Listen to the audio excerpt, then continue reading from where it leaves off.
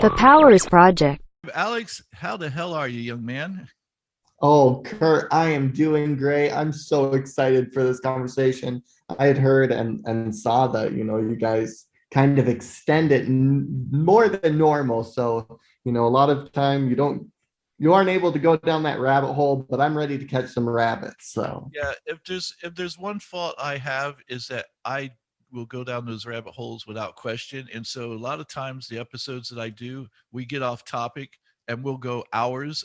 But we'll always come back onto the topic, but sometimes, it could be 2, 3 hours long. But mm, we have such a great time. And I believe, I haven't heard anything from the audience saying, oh, well, it's too long. Because that's the mm. great thing about podcasting, right? Is that you can stop it where you left off, and then when you come back you can start up where you left off.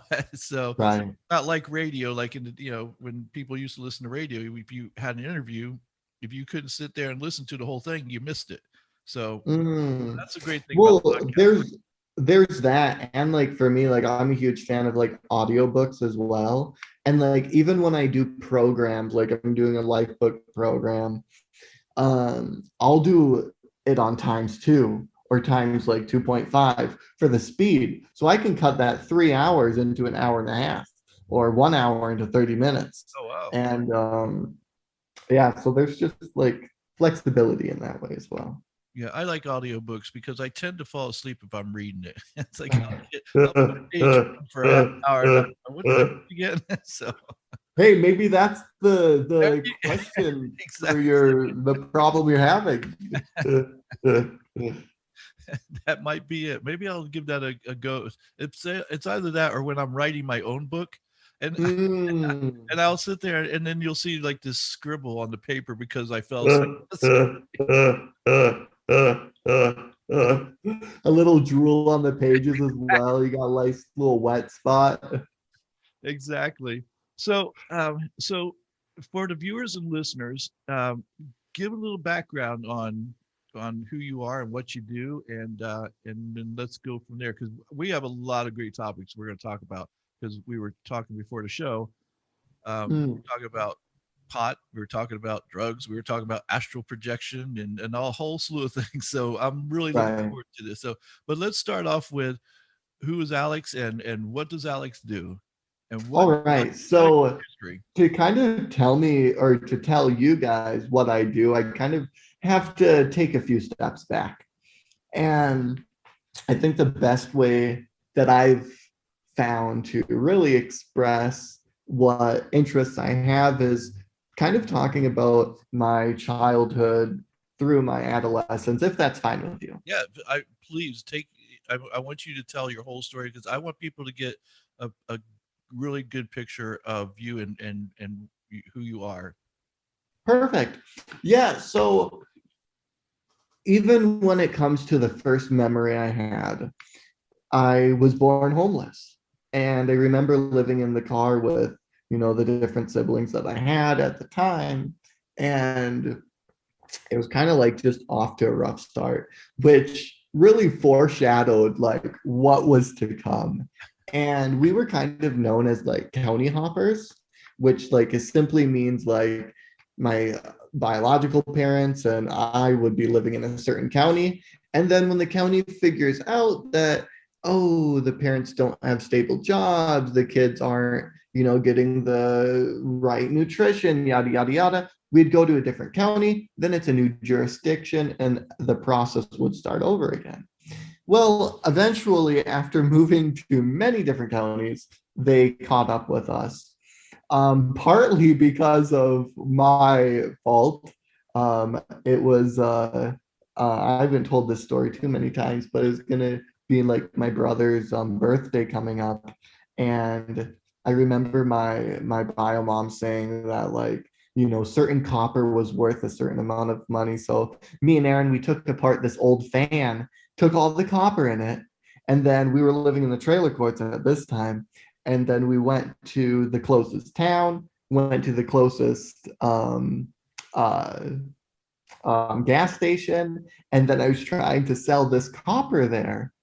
And I guess like even just thinking about this, and I have another story later on about um origami. I mean, and selling that, like there's always been like a little bit of entrepreneur in my blood. And so yeah, so I was trying to sell, these people this copper, nobody's coming. And then there was this police officer that showed up. And the police officer was like, "Hey, I heard you're trying to sell copper here." And then I tried selling the copper to the police officer. And and Understood. he pulled out this little, I don't even know if they have them anymore.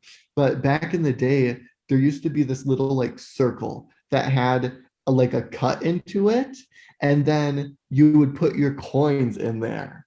Um, I don't know if it was that popular. Maybe it was just a Minnesota thing, but I remember seeing different people have it. So he didn't have much. And I was like, well, my bio mom said it was like $1 a foot or whatever. And I had quite a few feet. So, I was hoping to make some money. But they brought us back to the trailer court. And then, like a week later, social services came and then took us all away. And So how many of there were you at that time? there was five. So there was me and like my four siblings. Now, just a few years ago, I was talking to my sister, and then my sister, she had also said that she had called the police and social services on our parents, which was like another catalyst. So I think like the combination of the two really kind of like, we set the red flags for them. So we were taken away. At the time, my biological mom and dad were fairly like broken, heartbroken, which, is understandable. So my bio mom, she moved to California. And then my bio dad stayed around to hopefully regain custody, which he was able to like a year and a half, 2 years later. So he regained custody, and then a year after that, he died of cancer, Oh, wow. and that threw us back into the foster care system. All right, so So let me stop you there just for a second. So how old were you when all this was taking place? How so at that time, I was probably around 9 years old. 9 years So old? like around, I want to say around like 7 when we were initially taken away, then like 9 when we got back, and then I was like 10 to 11 when he had died, and then we had gotten placed into the foster care system. And how and where do you fall in the age range of kids? Are you the oldest, the So I'm number 3. number three? Okay. Yep, so I was the middle, Okay. and out of the biological family. So then we went to a new family that was the Plaskys, which is my last name. And we just happened to, and this is another story really I haven't told, but I know we got so much time, so I might as well go deeper. So my sister Rachel, she's doing great now, but at the time, and she had like pretty bad bipolar, and my biological dad just couldn't handle her. So even though he had regained custody, he kind of like was like putting her in a home, one of those like for like troubled teens homes. And then a new foster family, which was the Plaskys, had brought in Rachel. And then like a week later, after she was living with them like a week, I'm not exactly sure if it was a week or 2 weeks. That's Rachel's story, not mine. But I know it was a very short amount of time. And then he had died, and Rachel was like, "Hey, please take my siblings. I really need them." So then, they had brought us on. And I lived with them for 2.5 years. Then they adopted us, and I lived with them another 2.5 years after that. And they weren't a bad family, but like there was just some things that I didn't like and I disagreed with. And I was like, you know what? I'm ready for something new. So I had ran away. Um, and now we're gonna get into another thing I really haven't talked about. I had ran away, and I been gone for like 5 to 7 days. So I was returning one more time to grab a few more things before I would go to California. And at this time I was 15. Um, so I'd ran away for 5 days. I was kind of just living in the skate park this day, this another day, and then I came back for my stuff. She saw me, called the police. I saw the police in the front, and I'm like, okay, I don't want to go back to this foster home, so I'm going to run away again. So I went to the back, and then there was another police car, and then they had got me. I'm like, dang, they've been playing this game long enough. Um, uh, so they brought me to back into the house, and they asked my adopted mom what she wanted to do, and she's like, hey, he's just gonna run away again. And I'm like, yeah, I am gonna run away. And then they're like, okay, well, we're gonna bring you to the police station and figure out what we can do. So they brought me to the police station, and they couldn't find any available foster homes at the time. So they're like, hey, Alex, we know you don't want to go back home, but right now we don't have any foster homes available for you. So the only place we can put you is in non-secure juvie. So I'm like, okay, sounds good. I guess I'll go there. So there's two different things. There's secure. When it comes to juvenile detention, there's secure and there's non-secure. So secure, let's say you were doing drugs, let's say you did some kind of theft, that's where you go for secure. For non-secure, it's people like me, runaways, ones that don't really have another option. So I was there in non-secure for like 3 months as they were searching. And then they finally found a new foster home. And that foster home, they had a kid that had turned 18. So, I had a new extra slot. So I went to them and I absolutely loved that family. We were on an 80-acre farm. Um, I was, learning how to train horses, learning how to like pretty much just fend for the farm, putting up a fence, driving a car. And I was actually a really good kid. And like when I was at that foster family, like even though I was only 15, like they allowed me to drive the car, use the chainsaw. Like I had all freedoms. When the other foster kids, they had to have supervision when they used a chainsaw or a machete. Um, but like, I guess I just I had different values and attributes than they did.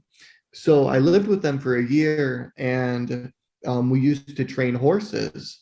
And um, depending on like what the client would want, I would train it to either like pull a wagon or saddle.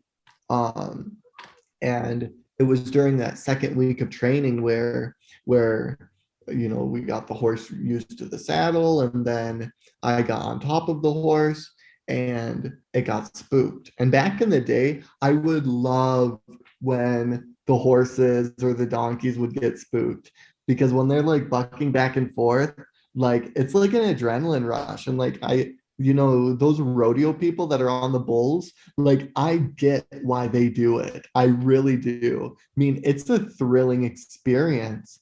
So back in the day, I used to love when the horses, would like, fight back. And but this time my left foot, it got stuck in the stirrup.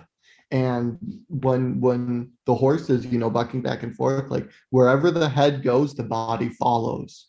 So when it fights, you want to bring the head to the side of the horse so that all it can do is spin, which isn't dangerous. It's dangerous when the head is down, because then you can get bucked off. And I believe the rein had ripped as well. So my left foot was stuck in the stirrup. The rein had ripped. I had no control over it. And I ended up falling off the one side, snapping my head, or neck, just severing that spinal cord. And unfortunately, um, or fortunately, I was in a round pen, so it didn't like drag me miles and miles, but it kind of like dragged me in a circle. And my foster brother was able to, stop the horse. And I remember being in just a tremendous amount of pain. I was asking, my foster dad finally came out. He was actually inside during this. He came out and I was like, hey, like, can you get me a pillow? And he's like, I'm sorry, I can't. And I'm like, what? Out of all I've done for you, you can't even get me a pillow? Thank God he didn't. But like I was just furious because like my neck was hurting that so bad. Like my neck hurt so much that I didn't even realize I couldn't move my body. And I didn't even realize I had lost sensation to 90% of my body. And and as I was laying there, eventually the ambulance came and the first responders came. They had put me on a stretcher, but they didn't put me in the ambulance because it would take too much time to get me to where I needed to go. So then a helicopter came to the field, and then I took that helicopter ride to St. Cloud, Minnesota, and we had to wait like a week for the swelling to go down. And in that time, I got a pressure sore. There's just a whole lot of different things that happened. I also had choked on some pills. So then a few days later, I woke up to a um, um, breathing apparatus. It's called a BiPAP, and there was a trach, coming right out of my neck. I lived with that for a couple of years, but yeah, so I spent about a month in St. Cloud, and then I was able to transition to rehabilitation in Gillette Children's, Minnesota, the Twin Cities, and it was rough. Like I remember laying there and I was seeing like a lot of people, suffering, but a lot of it was suffering by choice. And as I was laying there, I realized I had two options. I could either be physically limited or physically and mentally limited. But being mentally limited was my choice. And it's a choice that we all make every single day. Yeah. And like depression, sadness, that sucks. And I just didn't want to go down that road. I wanted to fight, and eventually I had to come to terms with what I had is what I was going to get. I remember the doctor even saying, like, hey, Alex. And at this time, I couldn't even move my arms. I could barely move my head off the pillow. Um, and they're like, hey, Alex, what you have is what you're going to get. Fortunately, 3 to 4 months later, I got my right arm. And then 6 months later, I got my left. And my left isn't as strong as my right, but very grateful to have that because even like phones, iPads, and I can do certain things independently because of that flexibility that I have, even though I don't have any finger dexterity or wrist or leg movement at all. Um, so I had to relearn everything. I had to, learn how to eat again, learn how to drive a wheelchair, learn, how to do these different things. A lot of things I still rely on others. Like I have 24-hour nursing. Um, and I got a real dose of, the medical field. And so after 4 months then or there, I transitioned to Alexandria, Minnesota. There was like this group home. It was primarily like elderly and like disabled. Like there's a paraplegic in there that was in his 50s. Now he's in his 60s. Um, and then there were some other people that were like in their 80s, and then a couple of them had passed away, and then there was some others that were like like 30s. So uh, while I was there, I kind of got a good dose of other disabilities and stuff as well. And I lived there for boy, was it 8 years? 7 years? And then, and to backtrack just a little bit, a couple years before I had moved, I knew there was more I wanted to do. I had finished high school because I got in my accident when I was 16.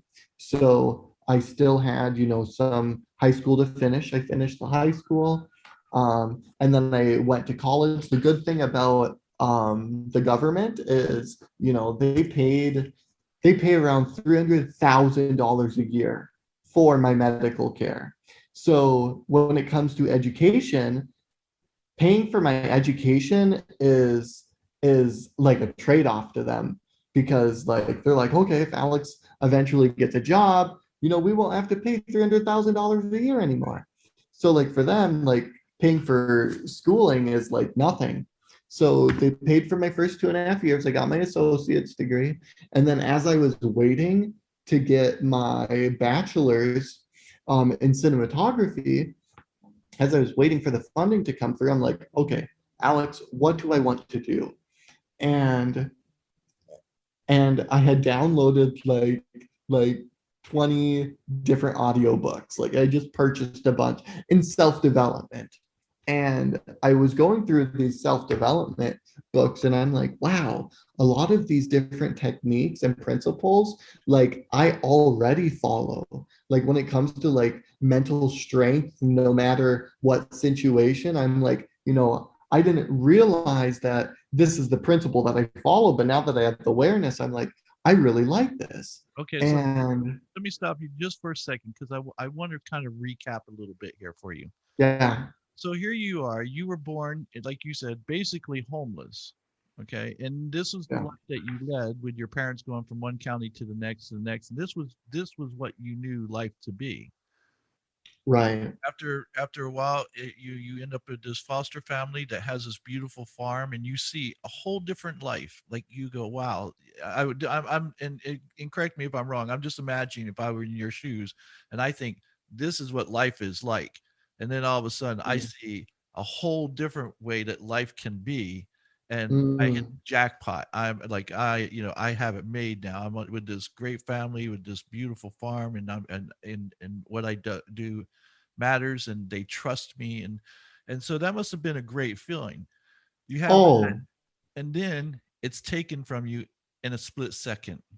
Now you you don't have these things any longer. Now you are injured to where you were quadriplegic at one point, right? I still am. Still, Right. okay, even though you have use of your hands, you're still considered quadriplegic. Right. Because I can't use my fingers Okay. and like I don't have tricep, there's still quad 4 different areas affected. So Okay, gotcha. So then you finish high school, you go to college, and you get these books, and you're like, oh, I this is what I do. I didn't know they were called these principles, but this is what I do. How Where did you get this from? Where did you get this inner strength that you have, that before you even read these books, or listened to these books, to go, that you recognize these are things that I do? Like, what made you decide to go to high school, to go to college, instead of just giving up like a lot of people would do? Because, like you said, and this is such a powerful uh, point that you made. You can be physically handicapped, or you can be physically and mentally handicapped. And I'm going to tell you, there's a lot of people out there who are mentally handicapped, and it's by their own choosing, and that, just like you mm, said. And so, what made you different to where you said that's not going to be me? I've had that question asked a handful of times. And the only thing I can think of is I went through one traumatic experience after another, from homelessness, different, foster care system. Like there's always something bad happening. And it was like that was like kind of like my default. It's like every other day. And like so there's this principle called E plus R equals O, and that's event plus response equals outcome. This I've been following for decades. And what event plus response equals outcome is we all have different events in our life. Mine was being born homeless, going through the foster care system, having a spinal cord accident. But depending on how you respond to that event, positive or negative, will create a positive or negative outcome. So a lot of people, what they do is like, they have these different things that happen to them. Those are the events, and they have a negative response. Sometimes it's even on the most simplest things. Right. The event is they're driving their car, and then and somebody cuts them off. Their response, oh, they're gonna honk their horn, they're gonna go into a little road rage, and then their outcome, oh, is that you, Kurt? I'm No, so sorry. it was me. And then their outcome, they're completely pissed. The rest of the day, they let that weight carry through, the entire day. And like for me, like these different events that had happened, like I just responded instead of in a reactive mode, I responded in a proactive mode. And I think that was the difference. I really do.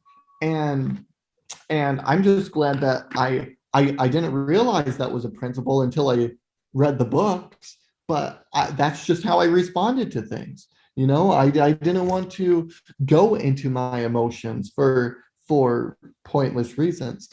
And I want to say that was probably that cause for it.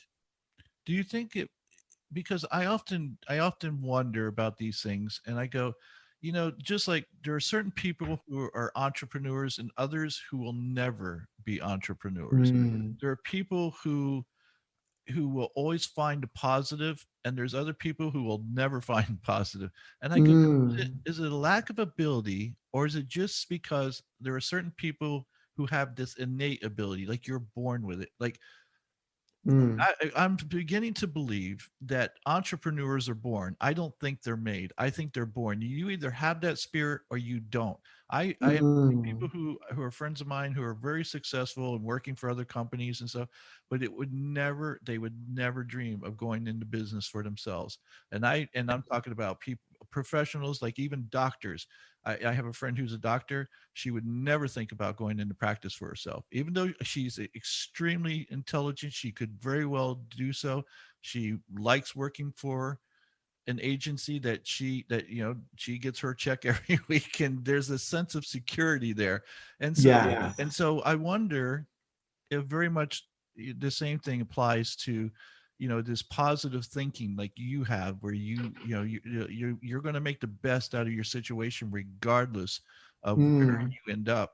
And and I can't help but think, if that was just because it's not like, it doesn't seem as though your parents contributed to that. I mean, from no. what you said. So And you know what? I think that like right there's a very important piece. So that brings us to the question, like, is it nature, um, nurture, yeah. or nurture, right? That's that, the question that's been around for centuries. And like honestly, I think it's a little bit of both. So we all have different programs. Honestly, our parents mess us up, okay? Like once we get to the adult stage, we have so much programming to let go to, and you know what? And you can't blame your parents. They did the best they could with Exactly. the limited resources, limited knowledge that they had.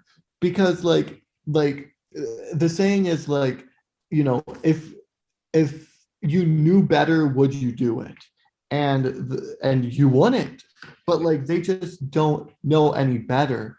And to them, like let's talk about money, for instance. Like a good portion of my parents believe that money is the root of all evil. And that belief was programmed into me. I had to let that belief go to allow abundance to come in.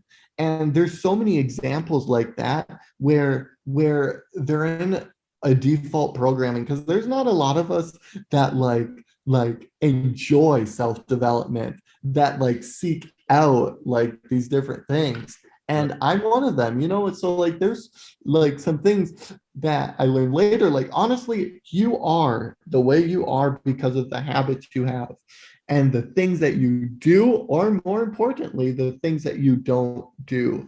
So now we all can change our habits, and like picking what characteristics you want. Let's say you want self-discipline. You can decide this is a goal that I want. So boom, I want self-discipline. Now, how are you going to incorporate that in your day? Let's say you decide to incorporate self-discipline first through health and wellness. Okay, I'm going to exercise 30 minutes a day. And eventually you can develop that habit of discipline. But people these days, we have so many distractions that also make it difficult for people to develop those characteristics that they want in their life. They want self-discipline. They want like another one is like even like self-belief. Like I always tell somebody, like, you got to be honest with yourself, just as much as like when you tell somebody else you're going to do something, even though there's a lot of us that tell somebody else we're going to do something, we still don't do it. But back in the day, let's go back a couple hundred years ago when, your word actually meant something. You want your word to actually mean something to yourself as well. And and if you don't think you can do something, then just be honest. So like there's this one individual that he wanted to lose a significant amount of weight, and he had been down this road of like, okay, I'm going to do it 30 minutes. And he told himself, you know what? I'm not going to lie to myself anymore, but I know I can do 1 minute a day. And guess what? When the body um, starts to get in movement, it tends to stay in movement. Exactly. So for him, that technique of I'm going to just do 1 minute of exercise a day was the catalyst to develop that habit. And going back to like entrepreneurs and stuff, like we have to develop different habits in life that keeps us in the grind. I don't really like that word, but keeps us in that productive mode. Right. And um Well, there's just go there's ahead. there's 2 points that you made and that I want to go back and hit on. One is that you said, the parents did the best job that they could. And I believe that. I believe most parents do the best job they could. You don't become a parent and then all of a sudden they go, "Oh, here's your parent handbook. This is how to be a great parent." There really isn't Right. such a handbook. And so and when you have people who understand that, then they don't have to be a victim, because so many people go, "Well, I'm this way because my father did this to me or my mother did Oh, that to me," and they want to continue to say that I can't be anyone because my parents messed me up. And you're right, mm, because 70% of the programming that we receive when we're children up to the age of 7, I believe, is negative. It's all programming that we need to get rid of because it's not productive. The other point is that the distractions that you talk about, there are so many distractions, but I think part of those distractions are, we live in a society now where the world has become so small that it used to be, and let's see, how can I put this nicely? It used to be, if you were an idiot, someone would go, "You're an idiot." And you would be quiet because you go, "I don't want to be an idiot." But now there are so many idiots, they can get together as a group and sound like, ugh, ugh, pretend that they're smart.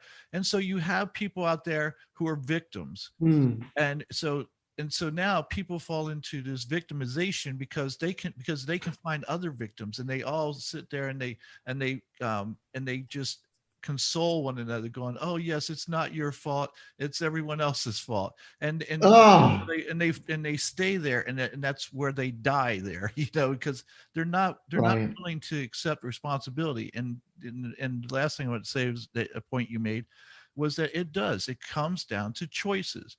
Mm, regardless of what happened in our past. And this is why I love having you on the show, because you're a prime example. Regardless of whatever happened to you, it is your choice as to how you respond to it. And you, like you said, you can yeah. be, you can be reactive, or you can be proactive. And you Mm. chose to be proactive, and therefore you didn't fall into that trap of being a victim for the rest of your life. I think there's a couple things that you mentioned that really needs to be addressed as well. One is responsibility. But before that, when you were talking about, I am who I am because of X, Y, or Z, I am a procrastinator. No, you are not a procrastinator. You have a habit of procrastination. Yes. I am depressed. No, you aren't depressed. You just have a habit of depression. And when you decide to break that, it's a powerful thing. So there was and now actually this has happened more than once, but there's this one father that he loved his alcohol, and he would drink and drink and drink, and he would end up beating his wife. And he had two kids, and the kids saw this and grew up with this. And later on in life, these kids were now adults, and now they were in their 40s, and one of them was asked, like, hey, why are you an alcoholic? He's like, you know what, my dad was an alcoholic, and that's what I learned. And then they asked the other kid, which is now adult, why aren't you an alcoholic? He's like, well, my dad was an alcoholic, and that's what I learned, and what I wanted to stay away from. Exactly. So you have two different people had the same exact experience, but two different outcomes. And that shows the power of, it doesn't matter what circumstances you go through, you can change that. And now I really want to talk about responsibility for a second, because you are 100% responsible for where you are in life. And some people is like, but Alex, it wasn't my fault. This happened and this happened. And I'm like, it doesn't matter whose fault it is. It matters that you take responsibility for you moving forward. And I always tell people this is a very exhilarating place to be, because when you realize that you are responsible for where you are, guess what? You can take your power back, Right. because now that you know that you're responsible for where you are responsible for where you want and need to be. So then people are like, oh my God, you're right. But some people, 100% responsibility is too much. So I always say, what if you only took 5% more responsibility for your life? What if you only put 5% more responsibility for your relationship, 5% more responsibility for your career, for your financial situation? What would you do? What would that look like? And when you start reframing the question as that, it doesn't look like it's so much to take, and then I want, another thing you mentioned was like the victim mentality. My biological mom, I hadn't really talked with her for the last 14 years, or for like 14 years. But when I moved here to California, I've been here now 2 years, and I've kind of learned who she is, and reconnected with her. Guess what? She is 100% in victim mentality. And she's like, oh, my kids were taken away from me. Since then, I've been homeless the last 15, 16 years. And I'm like, well, and in my mind, I'm thinking, how are you using that as a positive? That's telling me that you didn't even make the effort. You couldn't even get out of homelessness when we were taken away, so that you could at least try to get us back. So like the best analogy I can give somebody is, we're all in a car, right? We're all in this vehicle of life, and we're driving forward, and you have this whole window to to experience life in. Everything's coming. But guess what? Some people, they spend their time in that rear view mirror. Even though that's the smallest area in front of you, that's where everybody likes to spend their time. And it's like the only thing that is going to do is going to repeat that in the future. So if you are a person that is victim, victim, victim, and you are stuck in that rhythm, guess what? You're going to be continually reliving those emotions time after time after time. And when you get to the point where it's like, you know what? I'm going to take responsibility for my life. I'm going to choose to incorporate these new habits, get rid of these old ones that are not doing me good anymore. It's a beautiful place. It is. I want to say something in just 1 second because there's something that's very obvious about you that I want to point out. But before I do that, I think along with the victimization, uh, with pandemic, let's use pandemic that we have. It seems that it is that it's spread across the world, but in particular in this country. There's also this thing where you had said earlier, you have to be honest with yourself, and people are not honest with themselves. And when you can't be honest with yourself, you're not going to be honest with anyone else. And so there's these movements of saying, oh, I love who I am, I love me. And I go, no, you don't. And I can tell you don't, because your actions prove you don't. Your words mean nothing. Mm, Your actions mean everything. And you can't tell me, like, there's this movement called the positive movement, okay? And it's basically obese people who saying, "Oh, I love myself." And I go, "You should love yourself. Regardless of what you look like, regardless of how big or small you are, or anything else, you should love yourself. But if you truly loved yourself, you would do something to make yourself healthier. If I love myself, mm, I'm not gonna cause more damage to myself, you know, right.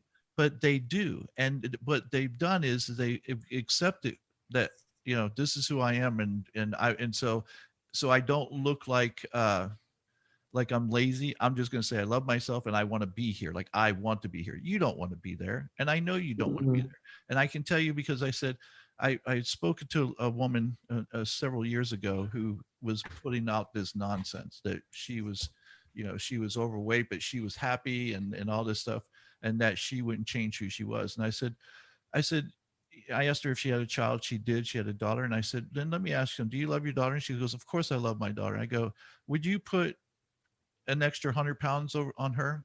And she's like, what? She was shocked by the question. And I said, would you put an extra 100 pounds on your daughter? And she goes, I don't understand what that has to do with anything. I go, yes, you do. I go, you would never let your daughter be 100 pounds over what you would not want that for, because you love your daughter and you don't want her to be unhealthy. But you were trying to convince me that you love yourself and you're okay with putting an extra 100 pounds or more on mm, yourself. I go, you see how that doesn't match up? And she wasn't, I wasn't trying to embarrass her, but I wanted her right. to be honest with herself and go and quit trying to fool everybody else that was there into Mm, this nonsense, because they buy into it, and then they become content with being, mm, you know less than what they could be. Now, this is mm, what I want to say about you.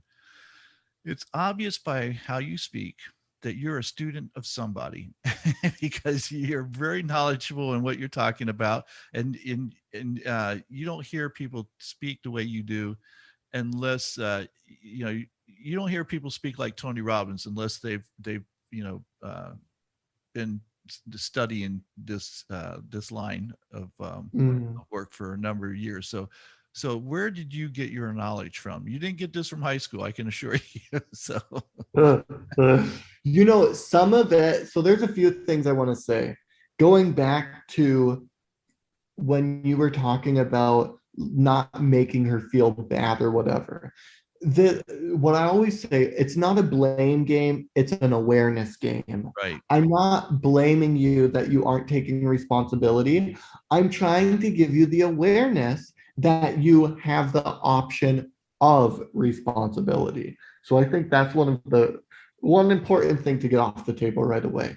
To answer your question, like I said, there were some things, E plus R equals O, other different principles I had been living all these years. So there's some things that I truly, just naturally came across. And like for me, it was like a no-brainer. It's like, do I want to be depressed or happy? Right. For me, I'm like, I want to be happy. Some people, they love their depression. Okay. They like to just Following it. stew in it. Yeah, exactly. And and then also some of the other things that you had mentioned as well, I wanted to unpack because when you were talking about now this is going deep, okay? But when you were talking about the lady having that extra weight, being happy, that whole movement, like, I'm happy overweight. So I've went through marketing. I've taken some deep courses in marketing so that I know how to position even my programs and my things to attract the people that I want to attract. Courses like Russell Brunson's course, with ClickFunnels. And what I've learned is, big companies like the pharmaceutical companies, McDonald's, I mean, they like talking about distractions. Um, they have their marketing down to a T to get you in there. Okay. And like, I nearly feel, and now this is my theory, I nearly feel like that whole happy with your weight is pushed by them. Because as a marketer, if I was a McDonald's marketer, I'm like, okay, how do we get people happy with obesity? Oh, this would be a great idea. And like, now, do I have proof of that? No. But but but those programs that you're living, going back to programs, oh, money is the root of all evil. Oh, I'm happy being overweight.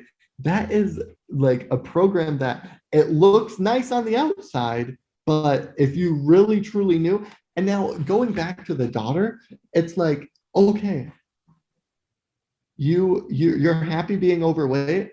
Would you like to take your daughter on walks? Would you like to play or wrestle around with her? Wouldn't that level of love and care for your daughter be more important than your happiness with being overweight?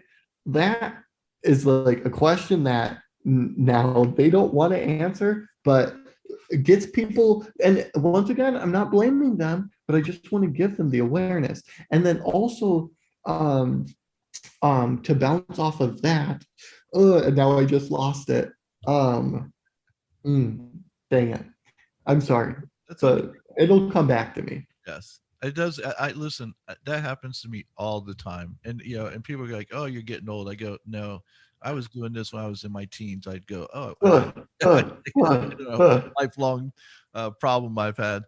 Um, so so here you are. You are. How old are you now, if you don't mind me asking? 25. 25. Okay, you're 25 years old. You've got a good no, I wouldn't say good, a great grasp on how things work and what to do. And you have such a not just a positive outlook, you have, to me, as far as I'm concerned, you have the kind of outlook that you need to be successful in life in all areas. Mm, And again, that comes with living what you teach. And there's a lot of people out there who are like fake it till you make it kind of people, and you're obviously mm, not one of those people. So how would you say what would you say to somebody who's your age or maybe a little younger, and they're like, that's what I want for my life? Or even someone older, like let's say I someone was going to my age. say any age. Yeah. There's people in their 50s, 60s that still don't know what they want to do with life. So when it comes to the idea of what you want, and I think more importantly, the idea of like being successful at that, it's three pillars. So if everybody would do this in life, I the world would be such a better place. One thing, like I remember early on, like when I was just about to go into college, everybody's like, Alex, you got to find something that you're going to, make a lot of money on. And like, that's another program that we're living Yep. where it's like, who cares what money you make if you're actually loving what you do in life? And guess what?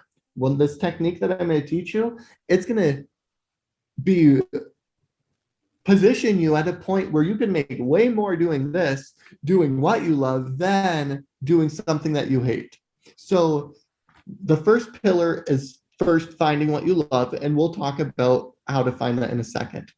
The second pillar is finding what you're good at. And then the third pillar is, and this is one of my favorite ones because of the times that we're living in, is learning how to monetize what you're good and what you love to do. So right now we are living in a golden age. You have the ability to access any information you want on anything. Like I always tell somebody, and we'll talk about how to get what you, or how to learn what you want in a second. But once you find that, here's the question you need to ask yourself. Who is at the point where I want to be at? So let's say you want to be a speaker like me. Who are some of the top speakers and what can I learn from them? Because guess what? Whatever you want in life, let's say it's to be a great woodworker. Guess what? You can find some amazing woodworkers, and I'm sure they have an audio book, a physical book, a program, or coaching that you can invest in to develop that skill and learn how to monetize that action. Like these days, you do not need to spend, like with the bachelor's I have, this is $70,000 for that bachelor's. You don't need to spend $70,000. Guess what? Nowadays, we're going away from traditional education to people that actually spend time in that certain field and then offer a course. Could be $100, $1,000, whatever it may be. So that's when it comes to monetization. Now, when it comes to actually learning what you want, I always tell people, I want you to write down, it's an exercise where you write down 20 things that you like or love to do. And and this is an adult audience that's listening to this, right? Yeah. Okay, excellent. Yeah. Yeah. So you So, do whatever you want to say. oh, okay, excellent, excellent. So, when you're writing these things down, I want you to write down anything. Like, don't limit to yourself. If it's something as silly as dancing, write down dancing. If it's something as serious as like being a firefighter, let's say you've always dreamt of like going down that pole, write that down. Let's say you want to combine the both. You can do that too. And that's why I was asking if it was an adult audience. But after you get these 20 things written down, guess what? You're going to find some themes or some connecting ideas. Let's say you're huge into art and you love nature. Guess what? What if you can put those two together? You can create a field for that. And with those three things, like you don't need to know how you're going to do it. There's this saying, it's be committed towards what you want and that how will show up. So when you're committed towards, and this is air quotes, when you're committed towards that what, for me it was speaking. The how will show up. Did I know how to become a professional speaker right away? No, I wasn't born with that knowledge. But guess what? I found different individuals that had already became successful. I bought their audiobook, I bought their program, and I invested in coaching so that I could be at that level. And whichever area, once you do this exercise, whatever area you find who is there, and you don't need to be a pioneer. You don't need to be the one that comes to the United States and has all your arrows in your back. No, people have already had their arrows. And why? So you have two options. You have time or you have money. You can either take the time, let's say it takes you 5, 10 years to learn how to be a professional speaker, or 5 to 10 years to learn how to, sell your art. Yeah, if you're going to do that nature art, or you can invest $100, $1,000 in learning all of those techniques, and it's still way cheaper than paying 70 grand for a traditional education. Well, you want to talk about a program that we're fed.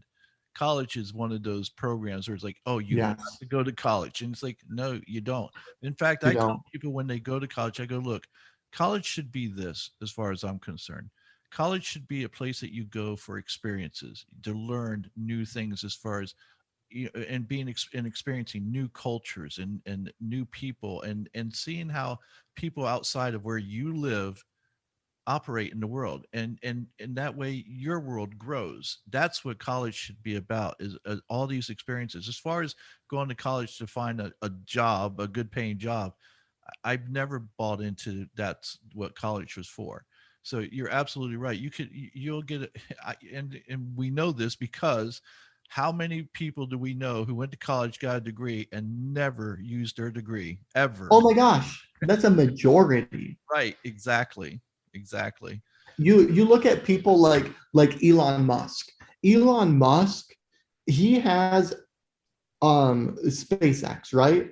He created this company where like he sends rockets to outer space. Well, guess what? He does have a background in, now I can't remember um uh what specifically it was, but it wasn't in rocket engineering. And he learned that. He went to individuals that knew that information. He requested, courses or books that had that. And guess what? Him as well. So he has different companies, Tesla, SpaceX, Neuralink. Neuralink, I want to talk to you about that. Oh yeah, I'm that's actually I'm actually in contact with the Neuralink really. team. Yeah. So I've had face-to-face meetings with them. So that's another area I'd love to go down. But anyways, um, for him, if you want to be part of his company, if it's SpaceX, if it's whatever, you don't have to have a traditional education. You just have to have um, knowledge and proof of you studying in those different areas. And I think that is amazing, where we're getting big companies like that, where they now no longer see the the the perceived value of traditional education, when you can take your phone, Google whatever information you want, learn what, books you have to read for it. It's a beautiful thing. I've been saying this for a few years now, but I said traditional education is going to go it's going to go away because, you know, Yeah. in part because of what you just said with Neuralink with Elon. But I said, how easy will it be here in the future to have a chip in your brain that is just like the computers that we use, and you don't, it's like you don't have to use your phone. You can Google it in your brain and go, okay, let's talk about the Alamo, and all of a sudden pops up all this information on the Alamo in your head. It's Uh, you uh, don't ever have to do research anymore. You don't have to study anymore. It's already in your head. I go, we're coming to that. Honestly, I truly believe that's what we're getting to. Is that one day we going to school is going to be like this archaic institution that no longer exists. it's not a matter of if anymore, it's a Right. matter of when. Exactly. And do you want to talk about Neuralink for a sec? Oh, let's do that, and how it pertains to you. Now, a lot of people Yeah.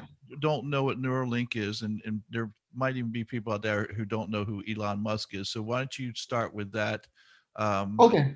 And So Elon Musk, I think right now he is the second richest person in the world.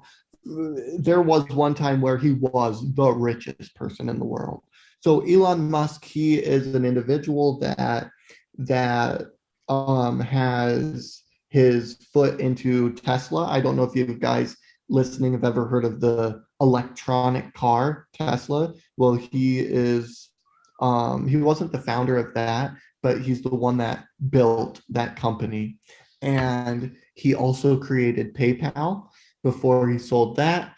There was this one thing called something X, which was like another company that he had created that sold for a lot of money. And then he has SpaceX, which is a company that is trying to reach Mars.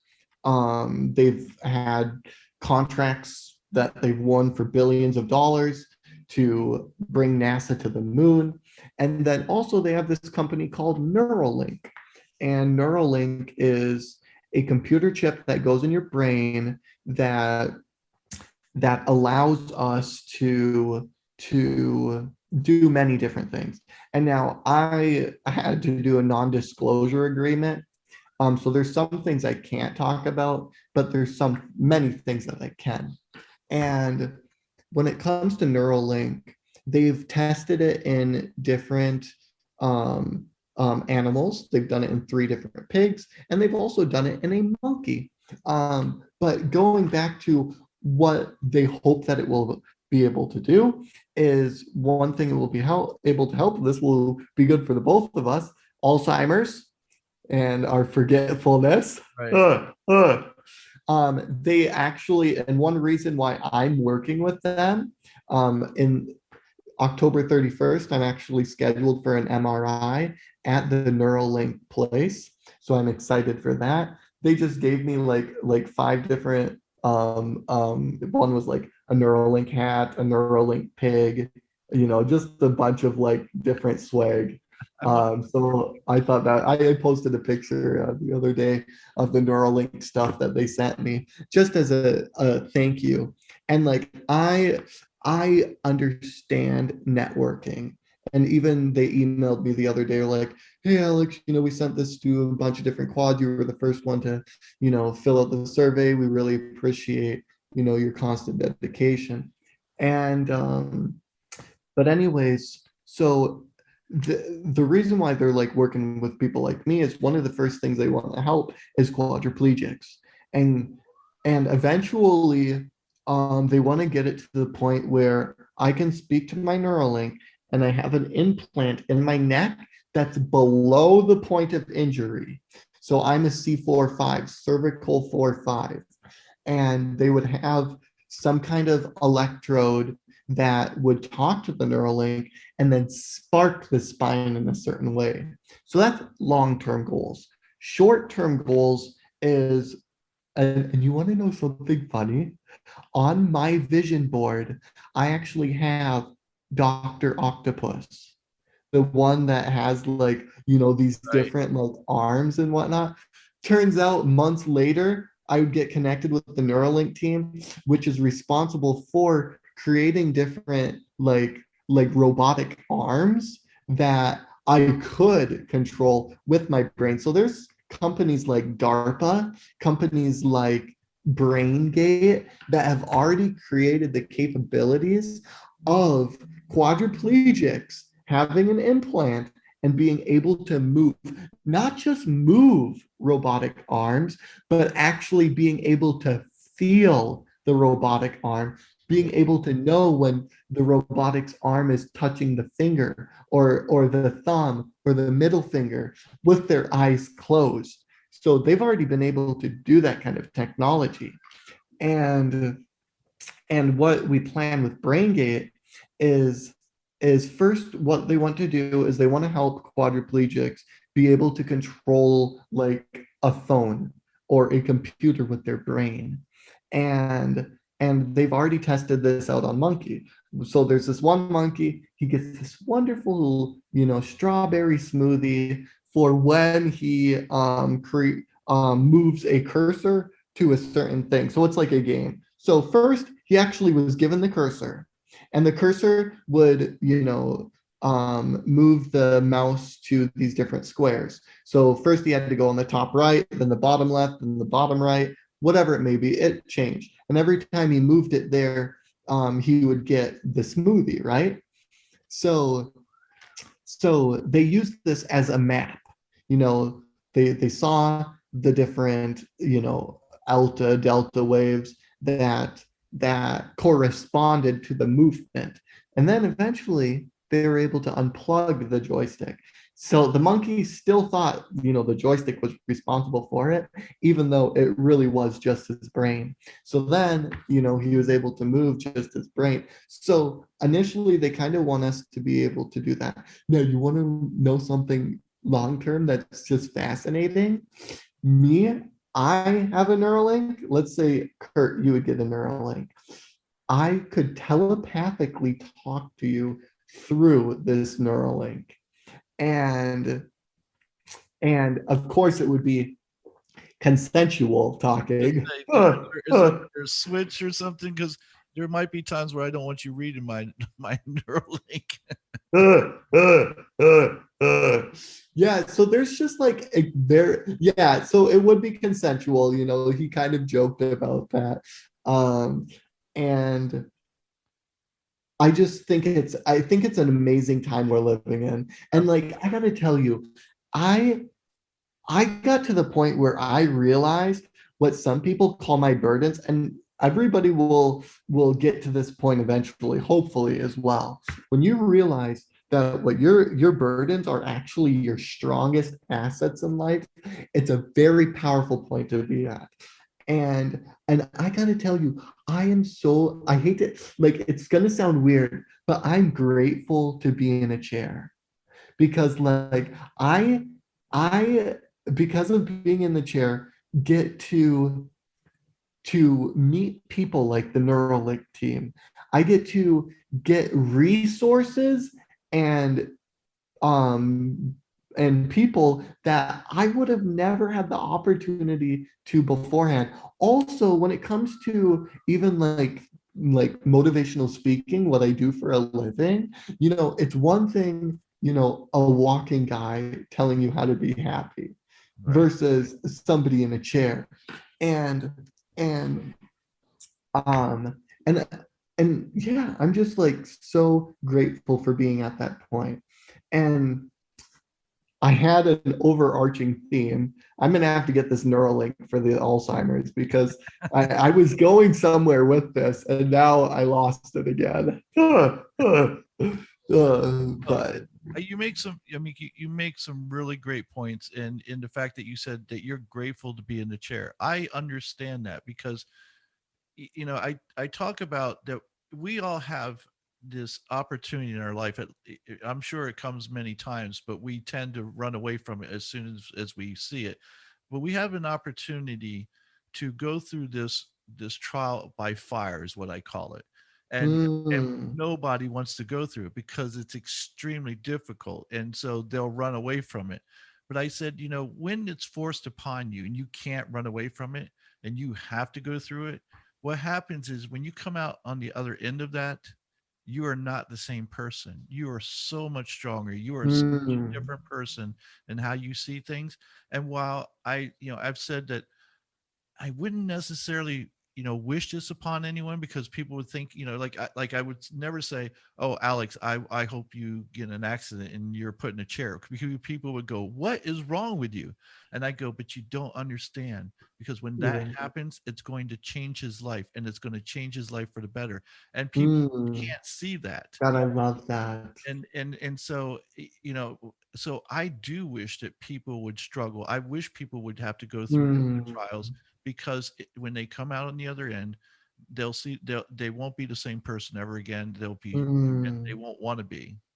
And look at how many people like that have been, given this silver spoon and they just aren't happy with life.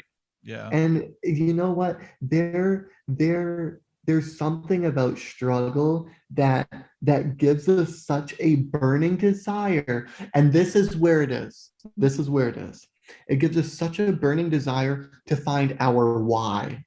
And I always ask somebody, I'm like, if you aren't motivated to do the things in life that you want to do, your why isn't strong enough. Your purpose is not strong enough. So, like, going back to even like those 20 things, you need to find what you want in life, and you need to have such a strong reason why. Like, for me, I love conversations like these, talking to people about like making their life better. Like, I love that. That is my why, you know? And you need to find your why. Like, some people, like, even they're like, you know what, Alex, I can't get out of bed in the morning, I just have no strong desire to do anything. I'm like, it's like, that's because your why isn't strong enough. If I started a fire in your room, would that give you a strong enough urge to get out of bed? Of course it would, because you don't want to freaking die, from like burning on fire. So you got to find your fire. You got to find that.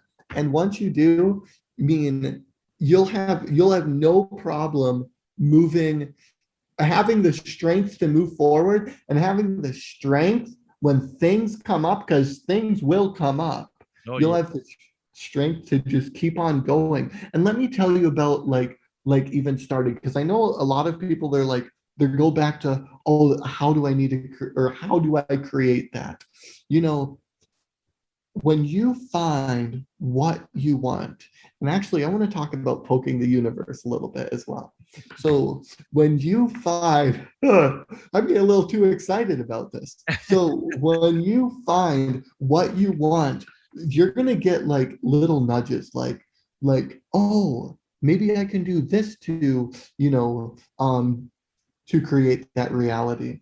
And and let me use an analogy. I think that's the best way. So let's imagine that we have an idea that we want X, Y, or Z, and we decide a circle is the way to do it.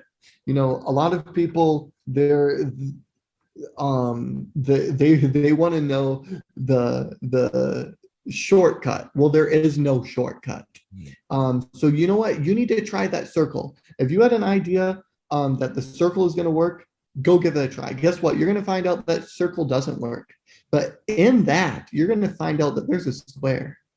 And when you try that square maybe still doesn't work that well, but it maybe gives you a little bit of results. And then you learn about an oval, and eventually you learn about a diamond, and that diamond does get you that result. Well, guess what? If you wouldn't have tried that circle, that diamond you would have never learned about. And everybody wants to learn. Let's say, like, there's 10 processes for you to get success. Everybody wants to be at process 9. Right. Okay, you can't go to process 9. You aren't going to learn about 9 until you learn about 7, and you aren't going to learn about 7 until you learn about 6 or 5.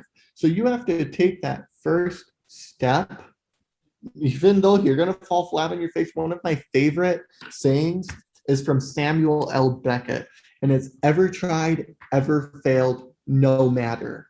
Try again, again, fail better. And when you decide, and we need to really, let's talk about failure for a second. We need to reframe what failure is. Like, everybody's like, oh, failure is a bad thing. Oh, you failed. No, no, no, no, no. Failure is good.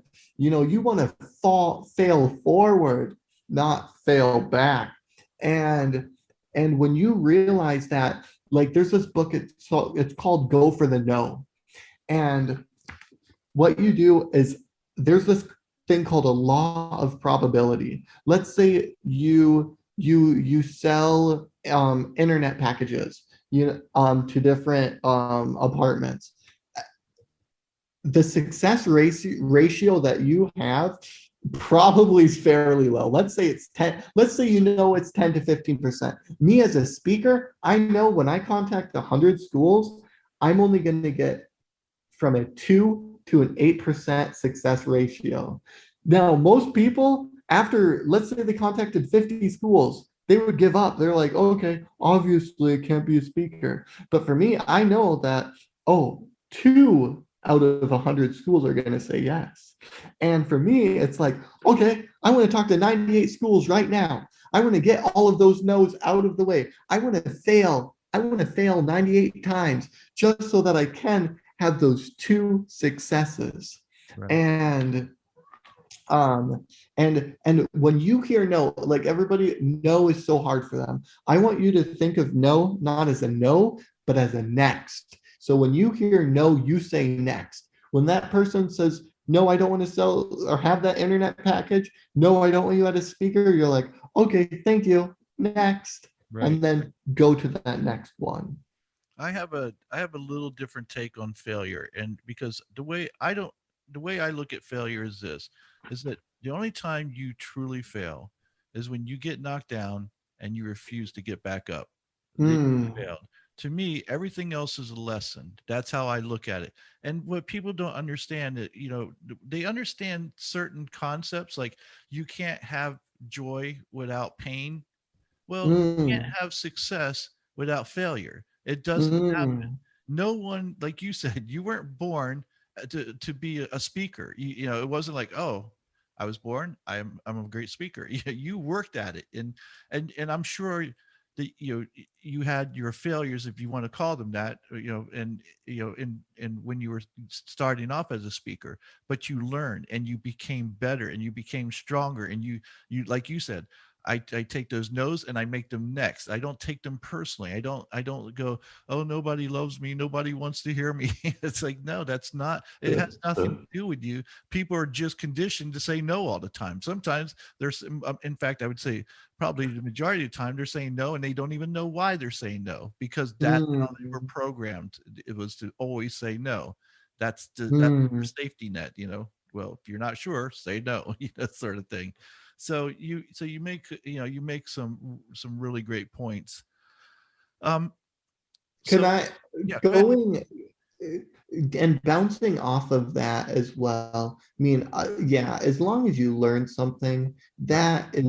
that you didn't fail. You took some kind of like going back to the circle analogy. Yeah, I learned that circles didn't work, but I learned from that. And and I want to go back to I want you to realize, guys, you are a, an infinite human being. Who else has the ability to create an idea? I want to become this, I want to have this.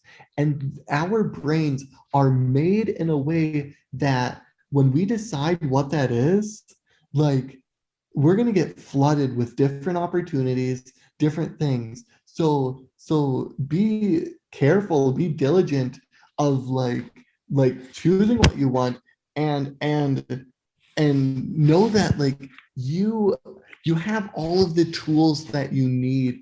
You really do. And we've all heard of karma. Let's go to poking the universe, like I was telling you about. Like, we all have heard of karma, right? And and there's this thing that, we get rewarded. We truly do. You can call it a higher power, the universe. There's something out there that almost gives us a check if we're on the right path. Guess what? There's going to be some things that you do in life that it wasn't for you. I remember before the motivational speaking, I tried the comedy area, and then I also tried movie reviews. There's three different things that I had done where I had put enough time in where a person would think they would have at least some level of success, but I just wasn't getting it. So I want you guys to try different things in life and wait. So now this comes from Steve Jobs. So Steve Jobs, he was talking about doing something and waiting and seeing how the world responds. The other day, I'll give you a prime example. I'll always help somebody in need. So when I was here in California, the public transportation is pretty great. So I took public transportation north to um, uh, San Bernardino area. And this guy, he was like, hey, I really need a couple dollars. He's like, I have this bus pass. Can I give you the bus pass? And he's like, how much is it typically for you? I'm like, 25 cents. It cost me 25 cents to take one trip, or it's $1.50 for a pass. And that's what it is in Orange County. Well, it turned out it was different. So I had like $2.50. I only brought what I knew, because like right now a lot of people, they don't handle cash. It's all on credit. So Right. it's like, okay, so I only took enough cash for what I thought I needed. And and this person, I gave him the $2.50 what I had, because that's what he needed. Turns out that bus pass saved me like $10. Oh, wow. And I didn't even have that. So I think it's kind of like an example of like how um generosity, kindness, like the world is there to give you what you need. You just have to be awake enough to see it. And I want to give a better example though, because like okay, there's time where I'll spend time learning what I need to do um for the next step in my entrepreneur career. And when I stop these leisure activities, Netflix, games, whatever it may be, and I actually invest time, guess what? The universe rewards me with different thoughts and ideas of creation. And but but then even like singing, guess what? You're gonna sing. Guess what? You're gonna get this. The universe is gonna send you good feelings, like, oh, oh, here's feelings of happiness. And yeah, so just be like aware, like, okay, I'm gonna do the X, Y, or Z, and I'm gonna see what comes about from that. Right. But yeah, like you said, you have to be open and ready for, like, because when it comes, if you're not open to it, it's not going to force itself upon you. It'll go to someone Right. else who is open for it. And I truly believe that. Because I don't think we might receive some sort of uh divine answer that is for us, but if we don't accept that answer, it'll go to someone Mm. else, and then we'll see our idea come to fruition with someone else, and we go, I had that idea. Yeah, but you didn't take it. You didn't do anything with it. So we gave it to somebody else and they did it something with it. And i've Ooh. and I've seen that many times in life. And to I'd like to use this analogy to describe what you were talking about as far as learning. If we look at relationships, for instance, how many of us have been in relationships where you keep getting in the same type of relationship and you keep making the same Mm. mistakes? And guess what? Until you learn your lesson and go, okay, I'm not going to be in that kind of relationship, you're going to keep getting that same lesson taught to you over and over again. Mm. Learn from it. Oh, I love that, Kurt. Absolutely love it. I'm sorry to cut you off. Oh, that's okay. Um, but before I forget it, there's this other analogy. There's this one person, um, and he ended up, dying. This, I don't know if this is a true story, but he went to heaven, and he's like, I was drowning, and like, why wasn't there anybody to save me? And and and the angel or God or whatever had told him, he's like, I sent you three different boats. And and let me backtrack a little bit, and going back to when he was in the water, the first boat came, and the guy was like, hey, can I help you? And he's like, no, God's gonna help me. I Right. don't need your help. So the boat went by, and then the second boat came by, and he's like, hey, you look like you're struggling. Can I help you? He's like, nope, God's gonna help me. I'm okay. So then the boat went by, and then the third boat came, and he let that one go by, and then he drowned it. Right. And the moral of the story is like, God sent you three different signs.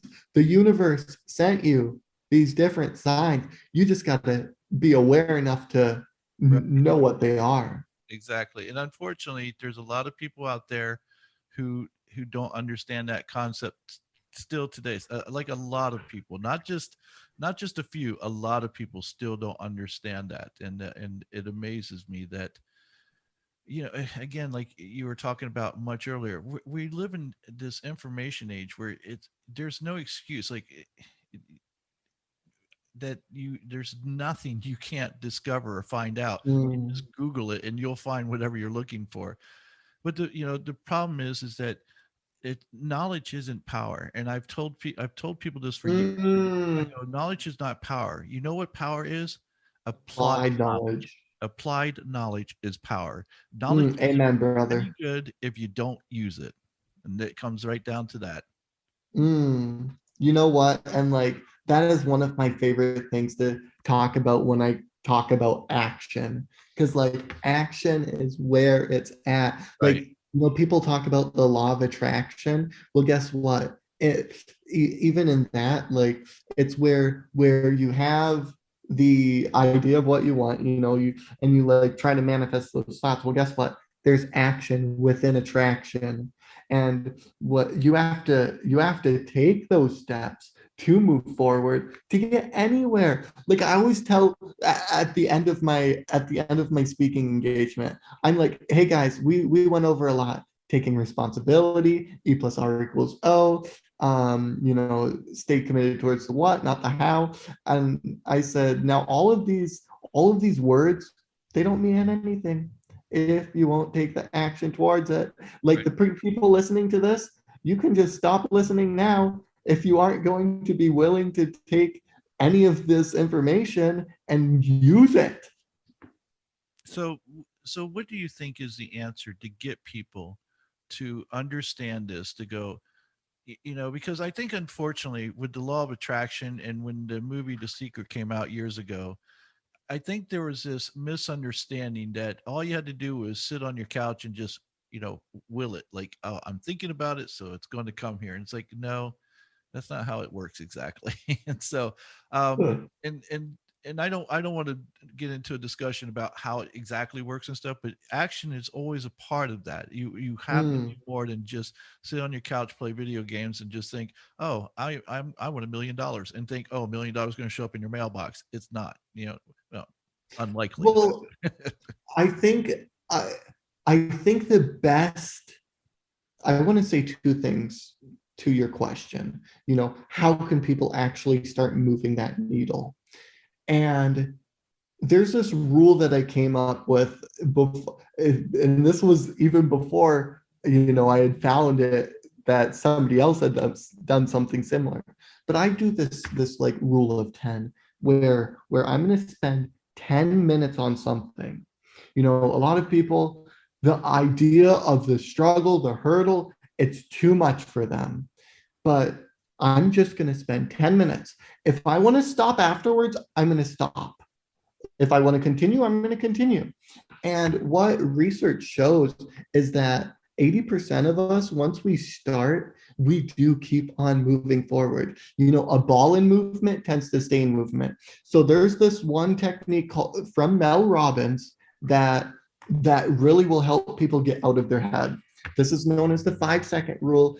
And no, it's not when you eat off the floor. So what it is, is our brains, we tell ourselves, oh, I want to ask for a raise. We get that idea, oh, this person would be a great person to date. I'm going to ask them for their phone number. I'm going to ask them on a date. But guess what? We tell ourselves, oh, a better person's qualified.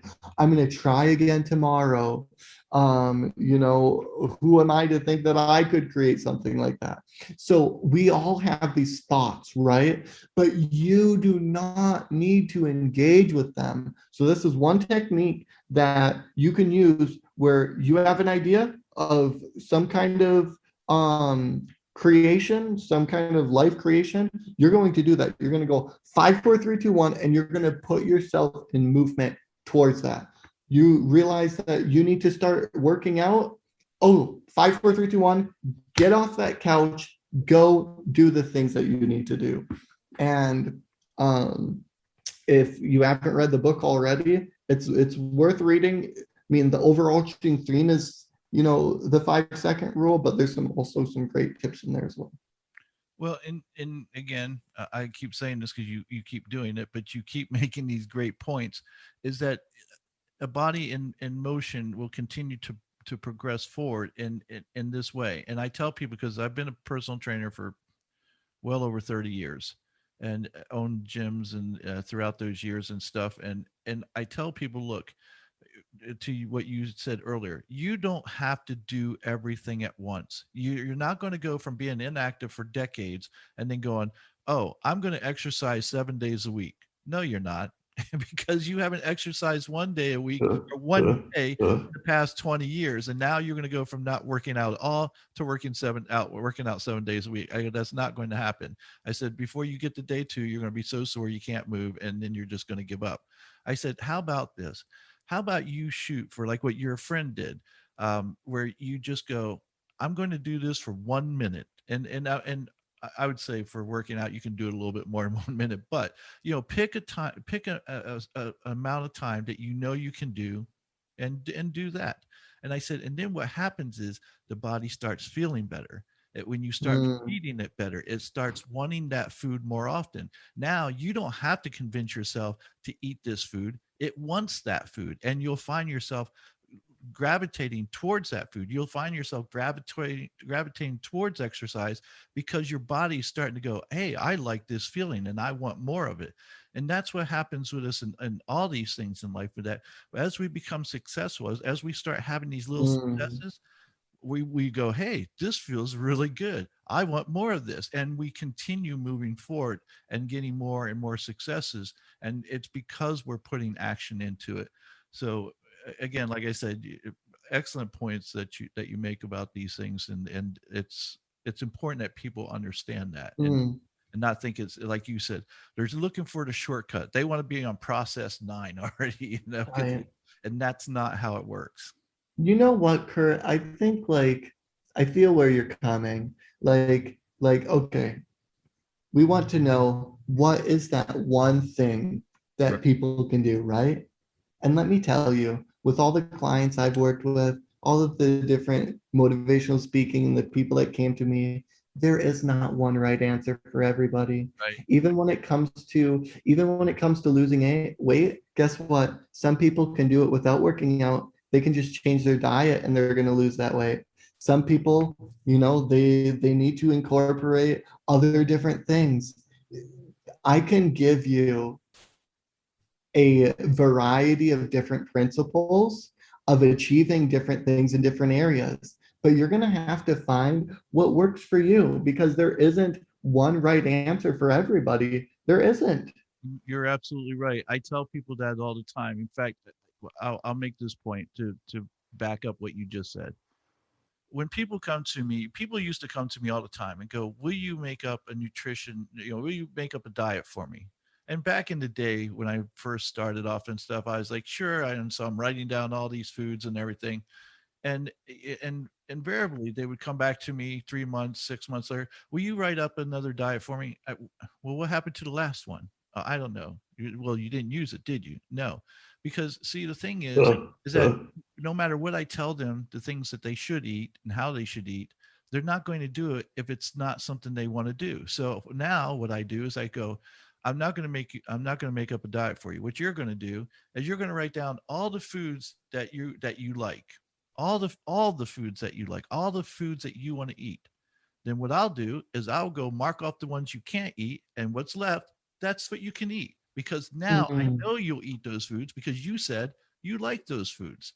And so I know that you'll stick to that diet because it's one that you enjoy.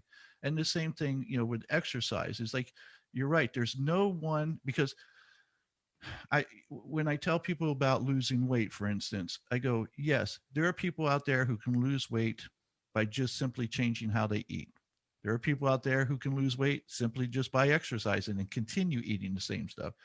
But I said, but if you want to get the best results, you put the two together. And that's how you get the best results. Now, that depends on how fast you want to lose weight, how fast you want to become healthy. So that's entirely up to you. You've got to go your speed, and you've got to have enough faith in yourself. And this is where I think people should fall short, is Mm, they always have to be following someone.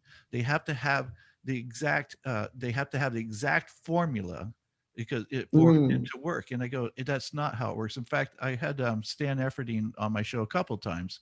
He's known as the world's strongest bodybuilder. The guy is just amazing. Seriously, one of the nicest people you ever meet. And Oh, and he cool. and he was talking about salt intake. And so and we both laughed about it because I said, okay, Stan, you know how people are. How much salt? How much salt should someone take before their workout? How long before their workout? How long after their workout? How much salt should they take? And of course, that answer should be, well, it'll vary depending on the person. But people won't listen to that. They want an exact amount. They want the exact Mm, time because they go, and that's what they're looking for, are these exact answers. And yet there aren't any because everybody's a little different, like you said. So yeah, right. people need to learn to trust themselves and listen to themselves, and they'll find Mm, what they're looking for. yes.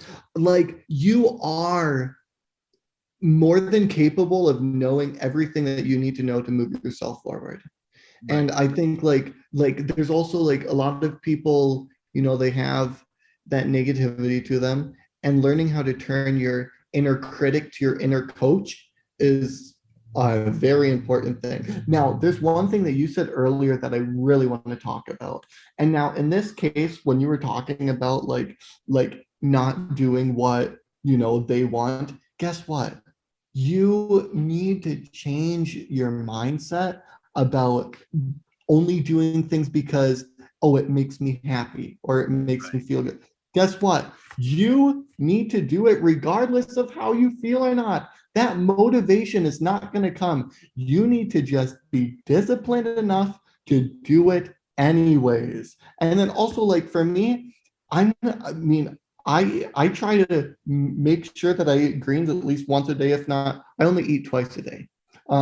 So for either the first or the second meal. So when I do that, like, do I like grains? Not I mean some are okay. Yeah, some I don't mind, but I don't do it because I like it. Now, imagine if we were all taught this as a kid, that you don't eat food because it tastes good. You eat food because of what it does for you. Right. Your body is your temple. Now, if we would have learned that as a young kid, we wouldn't have these weight issues. And I think that is such a good way to reframe our mind from that program that we were learning. Oh, you only eat stuff because it tastes good. No, like when I'm eating a bad piece of pizza, I'm pescatarian, so it's all vegan pizza. It's all made out of plants. But when I'm eating it, there's this one pizza that it wasn't the best, but you know what? It's all plants, and I knew that I needed it for nutritional value anyways. So I'm gonna eat the pizza. Okay, who cares that it tastes bad? Um, Well, I would say, but I'm sorry. yeah.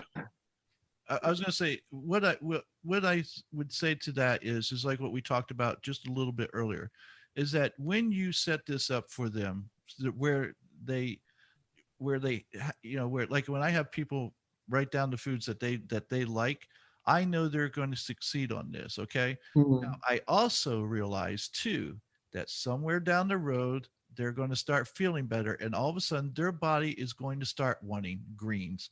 They'll mm, start adding foods that are nutritionally valuable to them, and because the body's going to start craving those foods. So when I set them up, I'm setting them up to succeed forward to where it'll I see. progress, and that's I and like I think that. that's important for us to realize that you don't have to like what we were talking about earlier. You don't have to be perfect. You don't have to work out 7 days a week. You don't have to eat you know uh every clean food out there, if you want to call it what people like to call clean food. You don't have to feel guilty if you snuck in a cookie somewhere, and and and be okay with that, because I know that there was a time where they would use the term, and I think they still use it, cheat meals. And I go, I don't call anything a cheat meal, because now what you're doing is you're telling yourself you're doing something wrong, and you're not. Mm. You're not doing anything wrong. You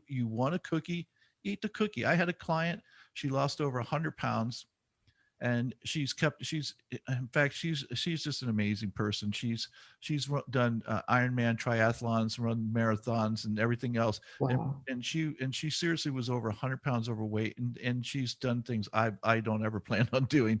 But I remember her calling me from a restaurant one night, and she's like, Kurt, I want to eat cheesecake. And I said, okay. I said, this is what I want you to do. Order the cheesecake. And then I said, eat the cheesecake. But as soon as your body tells you that it's enough, stop. Not your mind, your body. When your body says, oh, Mm. that was good, I'm satiated, I don't need anymore, I said, stop. She goes, Mm. because she's shocked that I told her she could have it. And she goes, okay, okay. About 20 minutes later, she calls back and she goes, I hate you. And I go, why? She goes, because I had 2 bites and that's all my body wanted. And I said, but that Love it. overcoming that programming that we have, and people are completely unaware of all the programs that we have going on, from Oh, what we talked about, from oh, you must go to college, to you know I don't want to get off topic on this here, uh, because we'll go down that rabbit hole. But for instance, we are paying $30,000 plus for cars nowadays. Do you know mm, why? There's it, most people cannot afford a $30,000 car. You know how they can afford it? Because we can finance that thing for 7, 8 years now. Why are we financing a car for 7 to 8 years? If people would stop trying to keep up with the Joneses and all of us sat back and go, we're not paying that, guess what would happen? The prices of cars would come down. But everybody's but what happened mm, is that the car industry and the banking industry goes, people don't care how much they pay as long as they can afford the payment. So if we can make the payment affordable, mm, buy that car. But if people said, no, I'm not paying $30,000 for a car, the prices of cars would come down. But we bought into the programming of, oh, we must have credit. And we're told your credit score is so important. And yet I can tell you, it really isn't.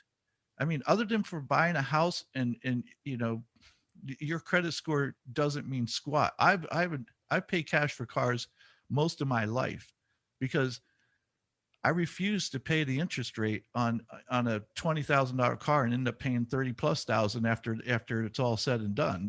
It's like, so. right, But this is all programming that we've been fed and we've bought into, hook, line, and sinker, and it keeps us right, this perpetual trap that we never get out of, which is of debt, and again, and so many other things. Same way with college.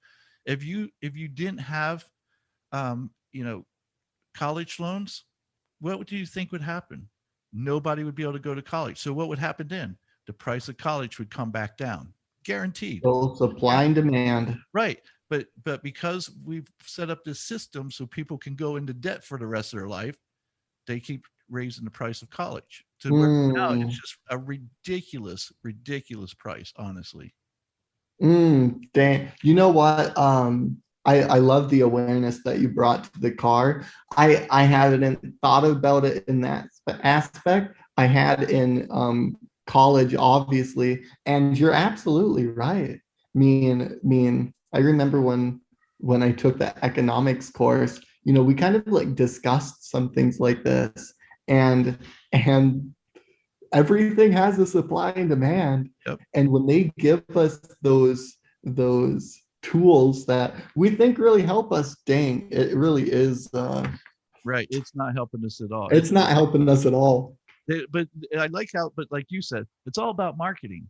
And so they market Oh, really well. It's like, oh, we're going to yes. help you. And no, you're not. So, Uh, uh, uh. um, All right, so let's do this. I really really I'm enjoying our conversation. So we got started a little late doing this podcast. So what I would like to do, because I've got some things I must do today, or tonight, I Mm, should say. Um, I would like to get back with you. Let's do a part two and maybe in a part three, because we haven't even touched on. I mean, and I want to emphasize this.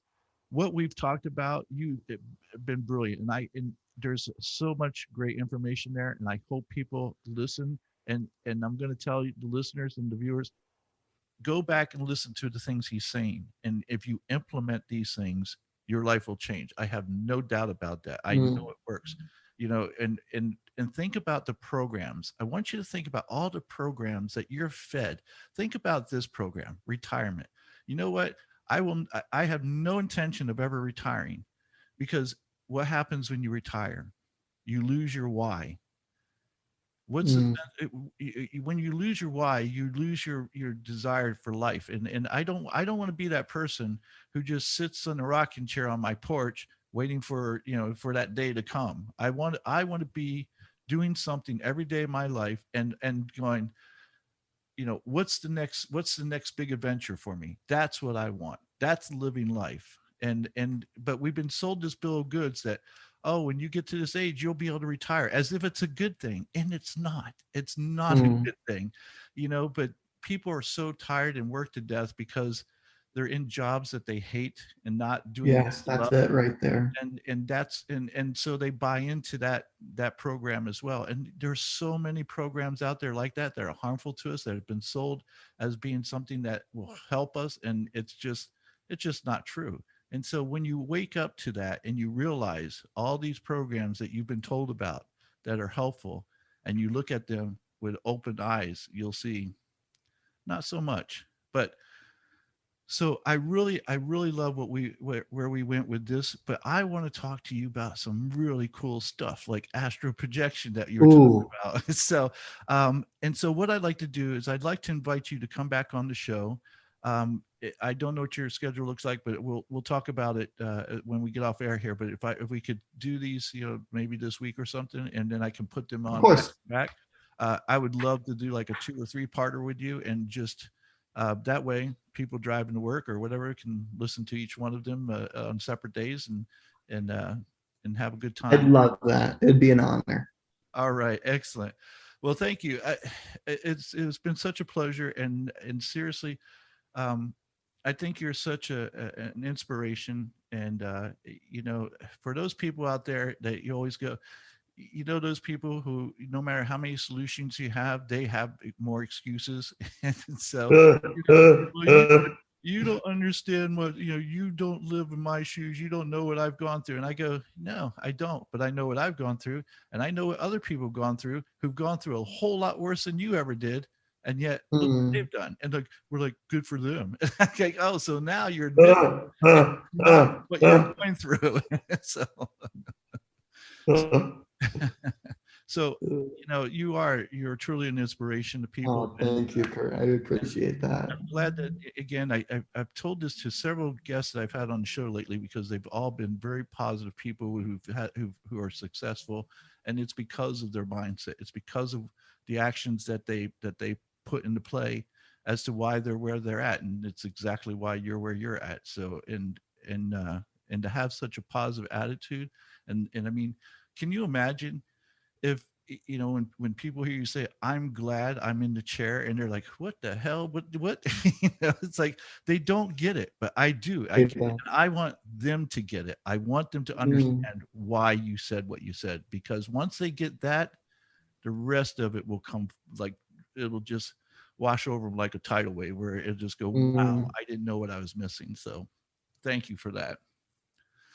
So, you're very welcome. all right, Alex. Thanks for being here tonight. And again, we'll talk about having you on here in the next day or two, and doing at least a part two, if not a part three. Okay. Excellent. Sounds good, Kurt. All right, Yeah. And thanks folks. for having me. My pleasure, folks. Thanks a lot for joining us today. And until next time, stay safe, take care, and for right now, I know some of you are going to be upset about this, but wear your mask. Bye.